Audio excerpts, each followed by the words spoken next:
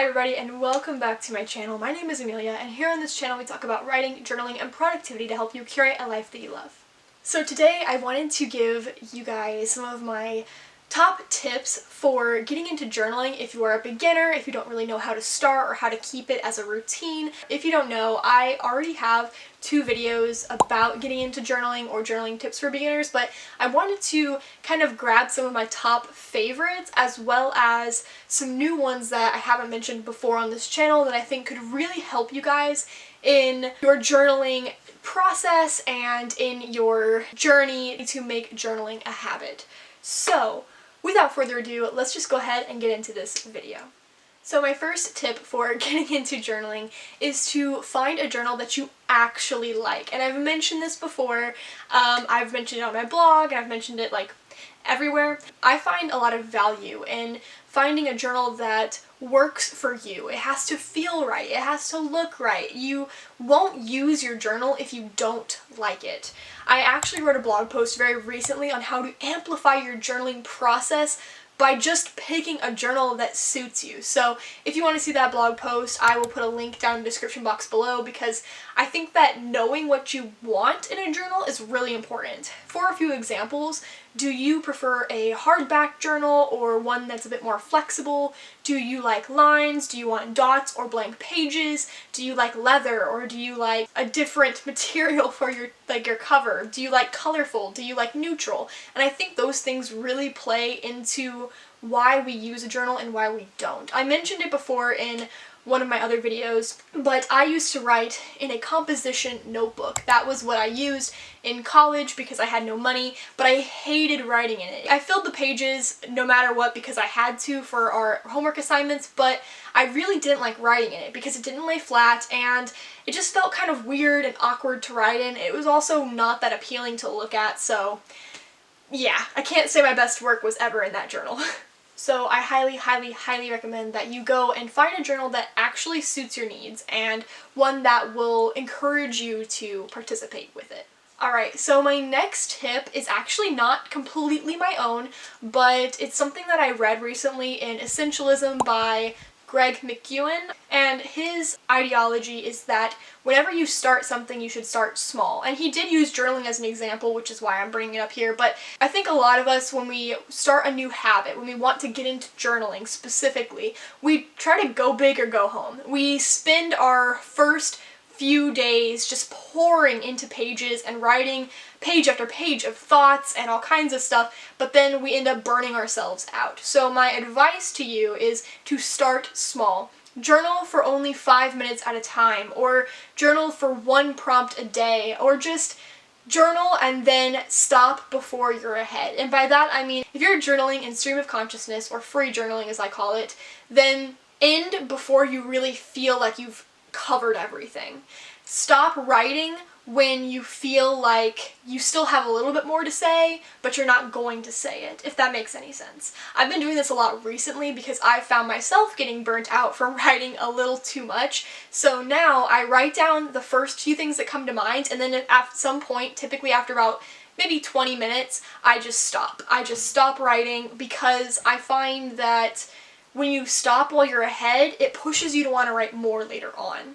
And I think there's a lot of value in just taking baby steps. So start small, take your time, and if you need a few prompts or if you want to get a 5-minute journal, I have a link to both from my blog that you can use down below, and I think that they're really helpful when you're trying to get into that journaling process. Speaking of guided prompts, that is my next tip, advice for beginners in journaling. Guided prompts are revolutionary. They are so beneficial, so helpful. I can't even tell you the number of times that I still go back to guided prompts. I've made a lot on my own, but it's really nice to go back to them because I don't always answer every prompt the first time through. I actually have 100 free journal prompts that you can get for free by signing up to my newsletter, but you can sign up and get the 100 free journal prompts from my site, and with that you have 100 different opportunities for finding inspiration.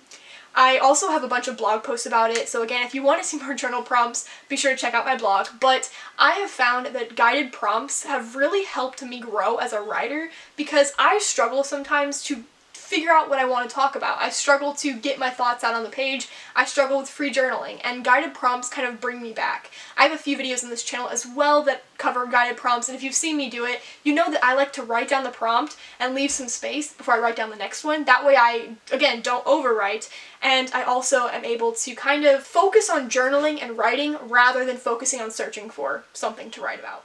Alright, now this next tip is pretty basic, and you've probably heard it several times before, but that is to journal at the same time every single day. And the reason that this works is just because it's the easiest way to make something become a habit. The things that we end up creating as habits are typically things that we do routinely, we do it at the same time, it's the same process. I mean, my entire breakfast routine at this point is just a habit that happens at the same time every day. But when it comes to journaling, I think the best way to go about doing it routinely is to set aside time during your day to journal. And this doesn't have to be a lot of time. It could be max 5 minutes, and that's okay. Again, I definitely find value in 5-minute journals. I think that they are really helpful in forming the habit of journaling, and they're not overwhelming whatsoever. I typically like to reserve some time in the evening for journaling because I feel like that's where I have the most time and my thoughts are running wild, so it tends to be the best time for me. But I have journaled in the morning, and I do have a journaling morning routine, but I do it at the same time every evening in order to make it a habit. So definitely recommend that you do the same thing. Alright, so this next tip was something that I came up with after reading Atomic Habits by James Clear, and that is to make your journal accessible. You want your journal to be easy to see. You want it to be easy to grab. You want the pen to be right there with you. That way you are more likely to do it. The easier it is to do an action, the more likely you are to do it. And that's just because we're human and we try to take the least restrictive path most of the time.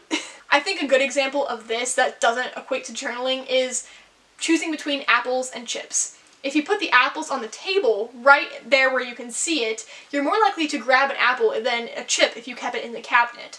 Vice versa, if you kept your apples hidden away somewhere and your chips were on the table, you're more likely to choose the chips because they're easier to access.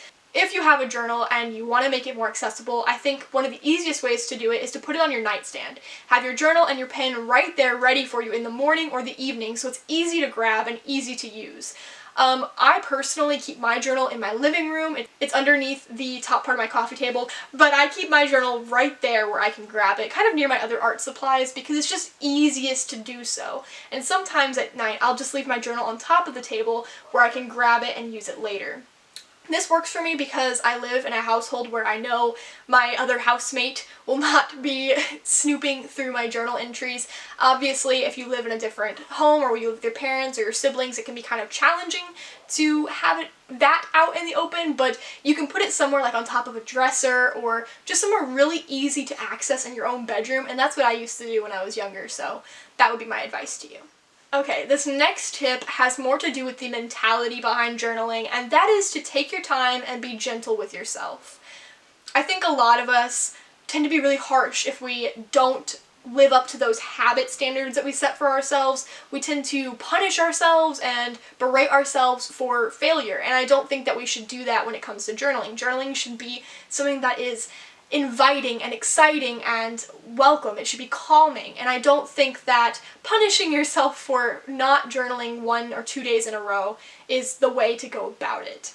Instead, celebrate your wins and be very kind to yourself. When you're writing in your journal prompts, focus on positivity where you can, and I think that's a really great way to shape your mindset. Journaling is only as good as what you put on the page in the sense of positivity or changing your mindset and outlook on life. Obviously, there is such a thing as toxic positivity, and I think it's important to be honest with ourselves, but there is this sense of welcome energy that comes with writing journal entries that have a positive outlook for the future, and I think that's the best way to go about it. But again, be gentle, be kind, and don't hate yourself too much. Going right along with this one, my next tip for beginners in journaling is to know that you don't have to be deep. I think we have this idea that journaling is this really deep and insightful and meaningful activity, and in a way it is, but in all honesty, there are times where I just journal about my day and it doesn't go that deep. Sometimes I write about things that made me mad or made me happy, but it doesn't really mean much later on, and I think that's okay. You don't have to, find the answers to the universe. You don't have to have an existential crisis every time you journal. It's just something that's fun to do, and it helps you sort through your thoughts and has nothing to do with how deep or poetic you can get.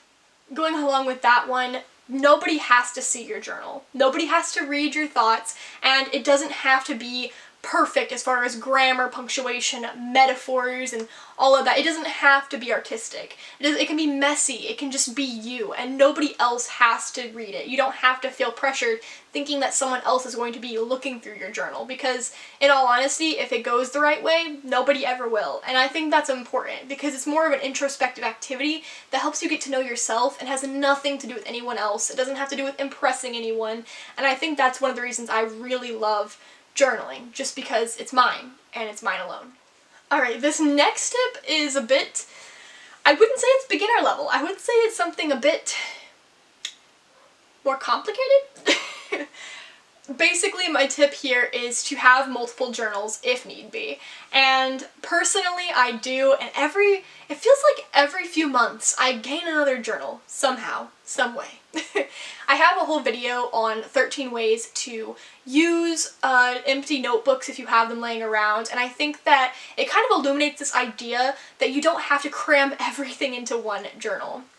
To give you an example, I have a journal that I primarily use for free journaling and spirituality. I've sectioned the journal off into two sections. One section has to do with spirituality, like tarot reading and other spiritual connotations, and then the other side is for free journaling. And so I use this journal in two separate ways, but I also have a separate journal for bullet journaling where I write down my lists and my affirmations and my goals, and I have a separate journal where I do all of my scrapbooking. So I kind of separate everything into different categories, and I think it really helps to sort through my mind. It's a nice way to catalog what's going on and to separate entities instead of having it all in one place. Additionally, I've mentioned this in the other video, but I have a whole notebook for brainstorming separate from my bullet journal. So you don't have to have just one journal. You can have as many as you want or need, and you don't have to feel limited or held back in any way. Alright, and my last tip is probably the most important tip for beginners in journaling, and that is the idea that you don't have to just write in your journal. Your journal can have more than writing. It doesn't have to have more than writing, but it can. And I think a lot of us walk into journaling with this traditional mindset that it's just written word, but that just isn't true for everything.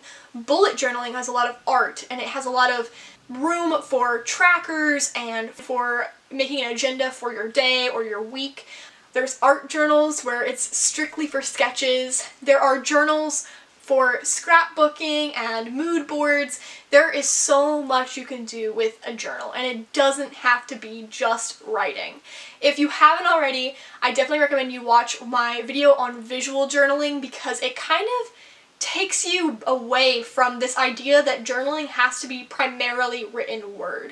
And I think that for some people, visual journaling will be more impactful than the traditional handwritten journal prompts. Additionally, I think you should look at my travel journal just because it does have writing, but it also has pictures, and it has flipping tabs, and it's more interactive than just a written word journal. But all that aside, I think it's really important to invest your whole self into your journal and not just rely on one medium. You can paint, you can draw, you can do whatever you want. You can put photos in it, make it personal, and make it work for you. Alright, so that is everything that I have for this video. It felt kind of long, I'm not going to lie, but I really hope that you enjoyed it, and I hope that you found a method for journaling that inspires you or makes you want to really make it a habit. If you have any more video recommendations, please be sure to let me know down in the description box below, and don't forget to let me know which of these tips impacted you most for your journal. So without further ado, I will catch you next time.